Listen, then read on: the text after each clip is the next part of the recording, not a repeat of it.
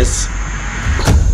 Karibu tuone namna ambavyo unaweza kutengeneza table kwenye Microsoft Word.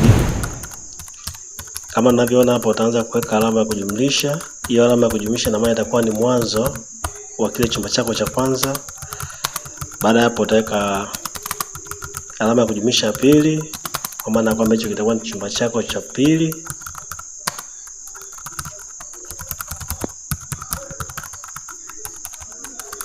Baada ya hapo utaweka alama yako ya tatu kuonyesha kwamba hicho kitakuwa ni chumba chako cha tatu.